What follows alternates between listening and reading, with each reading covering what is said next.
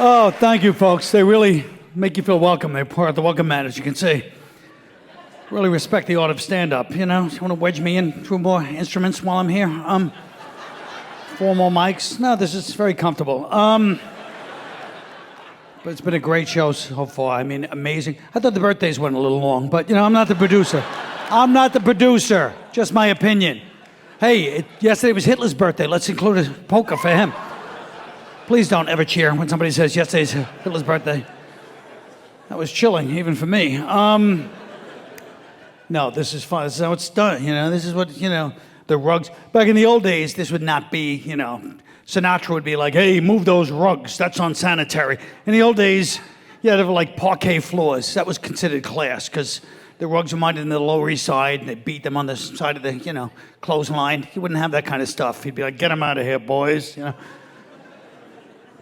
You know, they wanted to be sanitary. They wanted to be like too sanitary. That's what it was. Like, this is where everybody moved from the Lower East Side out to the suburbs. So it could be like, you know, they don't want to see any germs or any, you know. Then everybody moves back because it was too sanitary out there. And then they're like, you know. Yeah, town hall. This place has some history. You say about any place. Of course it has a history. Every hall has the same history. I hate to bore you, but that's how it is. Some robber baron built this place for some tribute to an opera star that he liked, and 30 years later, like the head of the Garment Workers Union gave a big speech that it was famous for, started the union somewhere for the...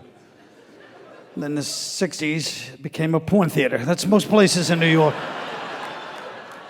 Every place on this block especially was a porn theater, trust me. Yeah, porn theater. Remember in the 60s and 70s, people would go to, never mind, me too. In the 60s, people would go to porn theaters. It was like, hey, we're going out on a date to a porn theater. It was psychotic. Now that's all going to end. The sexual revolution is now going to end. It had its run, and we're going back to the old days when people were, you know, that's how it should be. Well, you young guys, you want to meet a girl, you have to go to a house, knock on the door, bow, hello. Hey, come on. Take her out for a walk. That was a big date back in the old days, a walk on the path. That was it. Second date, if she liked you, you'd go for a row on a lake with a rowboat. Third date, things pick up. You go for a push on the swing. You give her a push. The swing date was a big thing back then. Ooh, I got some back. It was like a hot date. Yeah, touched her back.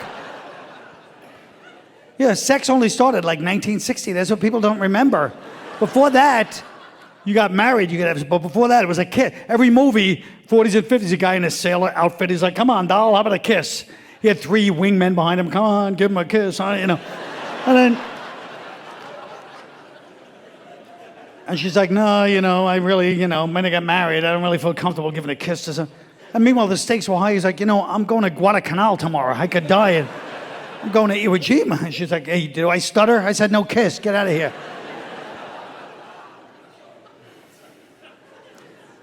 Yeah, it was your honeymoon. That was the first time anyone had sex. Even when I was a little kid, Johnny Carson would make jokes to the older crowd that they all laughed at. Honeymoon was like a sex joke back then. Nobody cursed, you know. He'd be like, hey, and then they went on their honeymoon. The whole crowd's like, oh, Johnny.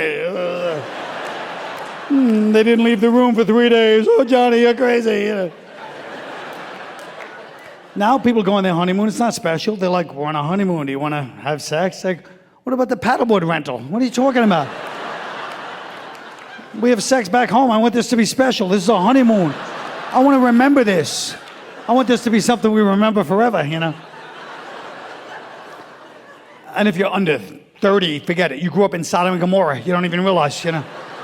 Like on a honeymoon, you want to have sex? Like, seriously, what are we, middle school? Sex? Are you crazy?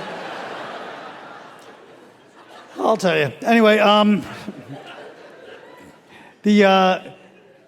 yeah, what else is going on? The whole, I had a heart attack, by the way, about like 2 months ago. For anyone that doesn't know that, which is everybody that doesn't go to one online OK magazine that I barely made it in. Great. And then all my friends are like, "Oh, you're so lucky," you know. I was like, "Yeah, it was my lucky day. I should have played the lottery. I don't know what I was thinking that day. What a fantastic." But the thing I hate the most about it is I know that people are looking at me the way I look at everybody my whole life who had a heart attack. Like, you're part of society, but you're obviously not a reliable member of the planet. So we're not going to make any long-term plans with a person like you. You're not that great at staying alive. You're okay at it, but, you know, Give you like a 66 or something like that, right? Doesn't matter. It's a good time to leave. This country's the whole world's about to break up. But this country, we're really headed for. It's the most. And I figured out the problem. Democracy, a mediocre. It's not a great system to begin with. Democracy, because what do we always say? Hey, you know what's great about the United States? Dissent, debate, argument. That sounds like an obnoxious place to live. I wouldn't want that, folks. Hey, I'm opening a bar. It's for Yankee fans and Red Sox fans together. Come on, it'll be dissent, debate, argue, right? It's going to be a bloodbath, is what I'm trying to say. We'll break up, which we should. Break up into like 50 city-states. That's the way to do it. I realized, and I wouldn't say city-states except NPR. You people know city-state, you know. You're like, oh, that reminds me of Sparta. And, you're smart. We get it. Now, look, no, but I mean, you break up, and because we'll have a civil war, a mini one first. 50 years from now, little kids will go to Civil War reenactments. Instead of blue-gray uniforms, it'll be Starbucks versus Dunkin' Donuts uniforms. Jorts versus skinny jeans, both sides wearing trucker hats, some wearing them ironically, some wearing them literally, you know. We had a good run. As a what do you got to last forever? Is that how it has to be? Oh yeah, America first. We had a nice run. Let's move along. Tap out when it's get going before it gets nasty. You know what I mean? But social media was part of the problem because when I was growing up, you couldn't boycott things in your underwear. You had to get dressed and go downtown. You had to get dressed in a suit. If you want to have a political debate, you had to get dressed, go down to the bar, pick up the newspaper, find some person you disagreed with. You knew they didn't. Hey, you probably agree with this, don't you? And they're like, yeah, I do. What's your problem? You're like, ah. But that was all people you knew, like friends and family. So that was kind of like Facebook, you know. And then Twitter was all the strangers doing coke in the bathroom together, you know. Speaking in short bursts of paranoid, under 280 characters. Reddit was the people that went to the bar too often. They were too regular, so they noticed things no one should notice. They're like, hey, you changed the tap on the bottle. All right, that's it for you, you know.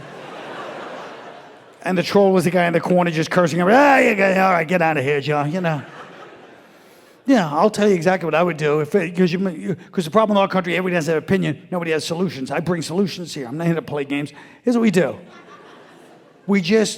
Because as much as this country feels the energy, everybody just talked. It's like being out with a couple in a fight all the time, you know, just ugly, you know. But guess who doesn't feel that way? China loves us. So here's what we do.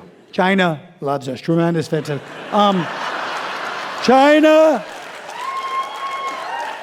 China, by the way, fantastic, tremendous fun. Tremendous fun. And no. What we do is we go, because China's buying cities left and right. They see us like the way Jack Black saw Gwyneth Paltrow in that movie Shallow Hal. Like we see how ugly it is. They're like, it looks beautiful to us, you know. And so here's what we do. China's buying New York. We clean up all our cities, so they want to buy the whole country. Then right before they buy it, we go to Switzerland and insure it. Then right as they buy it, we torch the place. We double bang them. We get paid twice. Once from China. It's an idea, folks. Either that or... All right, thank you very much. Take it easy.